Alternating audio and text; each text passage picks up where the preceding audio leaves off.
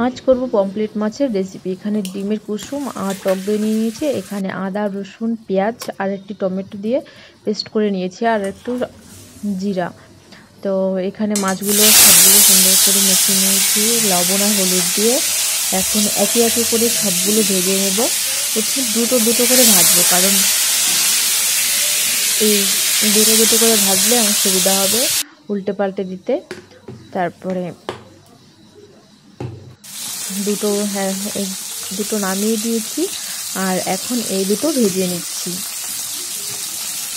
তো ভাজা হয়ে গেলে পর আমি এখন চলে যাব মশলার পর্যায়ে। এখানে দেখো মশলাটা ঢেলে দিয়েছি।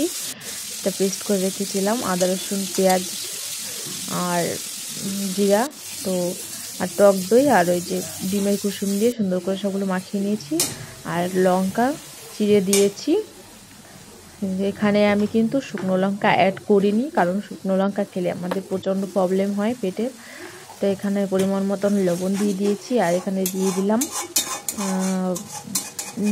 হলুদ। এখন এটাকে যতক্ষণ না এটা লেগে আসছে কড়াইয়ের সাথে ততক্ষণ এটাকে আমি জাল দিতেই থাকবো। তো এই দেখো এরকমটা হয়ে আসবে যখন, তখন এই দেখো কত সুন্দর একদম লেগে লেগে এসেছে।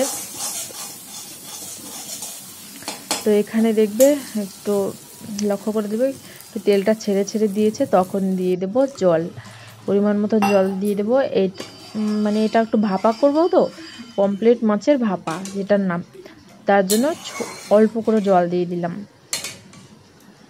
এরপরে ভাজা মাছগুলো একে একে করে দিয়ে দেবো। এখানে আমরা 4 জন আছি, শ্বশুরমশাই, আমি আর আমার বরমশাই আর শাশুড়ি মা। তো শ্বশুরমশাই তো মাছ প্রচণ্ড পছন্দ করে, এই অসুখের পরে মাছ ছাড়া খেতেই পারে না, তাই কারণে রোজ মাছ আনা হয়। তো আজকে একটু এই মাছটা আনলো। যাই হোক এখন আমি রেখে দিলাম। তো এই দেখো আমার এখন এটা জাল বসিয়ে দিয়ে এবার আমি যাচ্ছি, তারপরে কিছুক্ষণ পর এসে এবার এটাকে খুলে দিলাম। তো যাই হোক দেখো আমার প্রায় ভাপা হয়ে গেছে, এখন আমি এটাকে নামিয়ে দেবো। তো শুধু তোমরা দেখো কালারটা কেমন এসেছে, আর খেতে তো খুবই টেস্ট হয়েছিল। সত্যি বলতে খুবই টেস্ট হয়েছিল একদম। আমি নিজে রান্না করে নিজে